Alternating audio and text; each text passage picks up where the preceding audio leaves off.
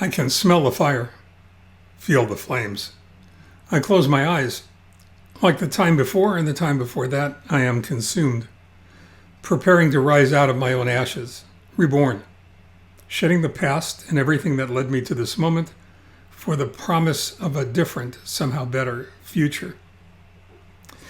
That's the way I started today's blog post. A blog post really on the concept of pivot and reinvention, and a very personal experience that I'm going through right now. This is not the first time I've had to reinvent myself, nor is it the first time I've had to pivot in search of that different, somehow better future. It is Friday, August the 7th, 2020.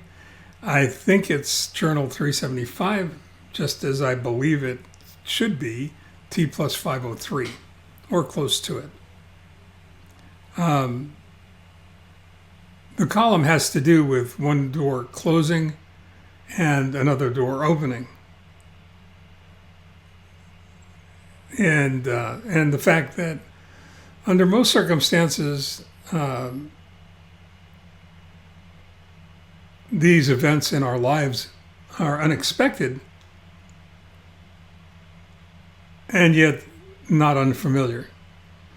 And in this particular instance, it started with an email from one of my readers who was concerned that they weren't able to find my column in the July issue of the magazine I've been writing for since 2013. He thought he ought to hold on to it because he was hoping that it might become a collector's issue because the column was somehow missing. Basically, I told him to hang on to it until I received my magazine so I could see if the column was in fact there or if it had been omitted. As it turns out, it wasn't there. And upon finding that out, I went ahead and emailed my editor at the magazine. Yeah, waited more than 3 weeks without an answer before I emailed again, only this time I copied the vice president of content and events, who was my former editor. A few days later, I received a telephone call informing me that my services were no longer required at the publishing company. In all honesty, I really don't have a problem with that. It's certainly within the scope of what their rights are. I'm disappointed in the way it happened and the fact that I wasn't made aware of this until after the decision had been made, and I had to chase them for an answer. But that's okay. And I'm not saying that to be cavalier. I'm only mentioning a fact that I've discovered throughout my life that every time I've been confronted with an obstacle or a challenge such as this, every time a door has closed, I've been able to find another door or at least a window that was open enough to allow another opportunity to appear and develop. In this case, it's something that I was actually working on before being made aware of the fact that I was no longer writing for the publishing company. Now, I will, granted that the idea of not working for a magazine or not writing for a publishing company is something that I haven't been confronted with in 40 years, or almost 40 years. I'm okay with that too, strangely enough.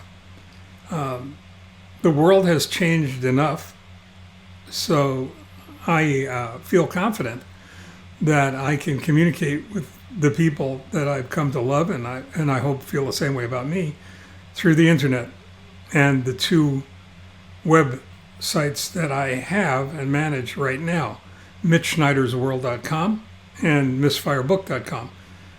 And I've more or less made the decision to put all industry-related content, all the things that I would normally write about for the magazine, on the mitchschneidersworld.com page. Anything for the repair community, anything for the automotive aftermarket. And anything that was related to the book, Misfire, What to Do When Things Aren't Running on All Cylinders, would appear on the misfirebook.com site, along with a newsletter that I'm in the process of developing right now, and the supplemental handbooks that I've been working on to support the book. Information that came out of the 8-volume series on automotive shop management I'd written before.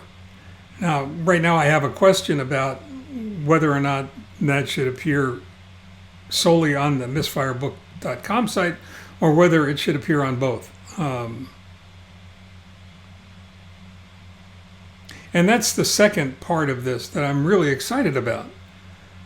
I get to communicate with all of you, and I'm hoping that the communication will be bidirectional.